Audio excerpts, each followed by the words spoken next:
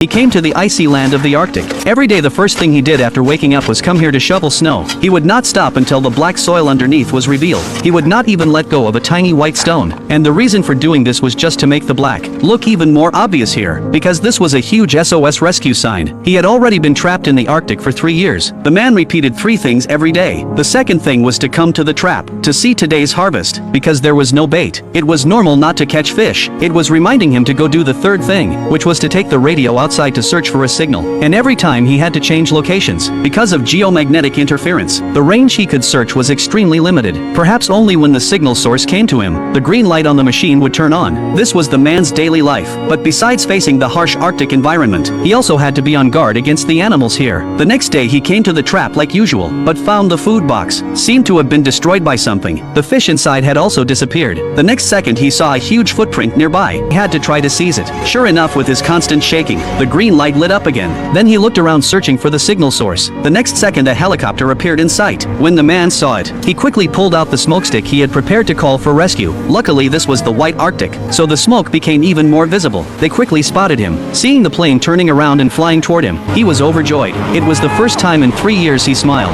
However, just when the man thought he was saved, fate played another joke on him. Because of the storm just now, the helicopter could not move forward at all. Then it began to shake violently, and then lost control, flying the opposite direction. The man thought they decided not to save him, but the next second, it crashed straight into the ground. The man never expected that after finally having a chance to escape, such an accident would happen. Then he began searching the plane again, to see if there was anything useful. Fortunately, he found 2 glow sticks and a map. These were good things. With a map maybe he could find a research station. Even more fortunate, he found a bucket of instant noodles. For the man this was a rare delicacy. He tore open the package, and shoved it into his mouth without hesitation, carefully savoring it, feeling the aroma of instant noodles. After finishing he still relished the taste. At last he decided to take the woman back first. Before leaving he left a rescue message in the plane. When he got home, he hugged the woman first, slowly feeling the presence of another human. This gave his lonely life some comfort, and gave him the motivation to keep living. After all, he had been alone for so long. In the icy Arctic,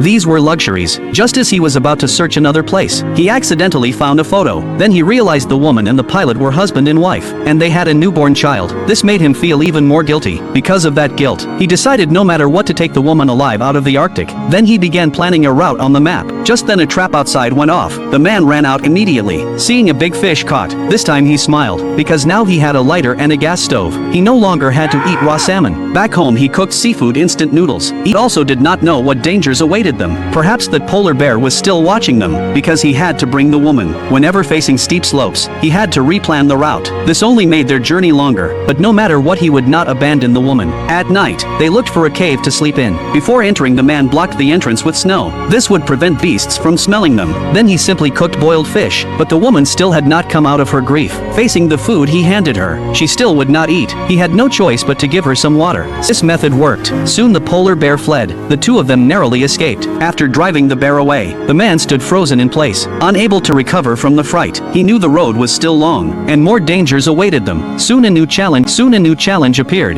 A tall rocky slope blocked their way, but the man remembered there was no slope on the map, because in the harsh Arctic, maps could not be perfectly accurate. Now they had only 2 choices. The sled would not move. He almost got dragged down himself, so he had to choose the second way. Thus he led the woman to hike around the snowy mountain. The raging Arctic storm greatly increased their difficulty, and from long exposure to snow and wind, the woman's health grew worse. She could not even clench her fists anymore. Even drinking water became hard. Her eyes showed red rashes, and blood seeped from her lips. But worse, her wound was severely infected. The man knew she might not make it to the destination. He placed their family photo in her hand, and gently wiped the blood from her lips. The rest of the journey could only be done alone. Fortunately, he soon found an exit. Then the man hurried without delay, and returned to the woman. He wanted to take her gloves, but her hand gripped tightly. He turned and saw she was not dead. Her condition had even miraculously improved. He could no longer hold back his emotions.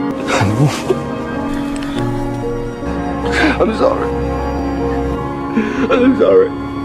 The man decided no matter what happened later, as long as she still had a breath, he would never give up. He treated his wound with ice and snow, then limped while taking the woman forward again. Although he did not know what lay ahead, the man believed light would eventually shine on them. After more than 10 days of hardship, then he gently laid the woman down. Can you hear me?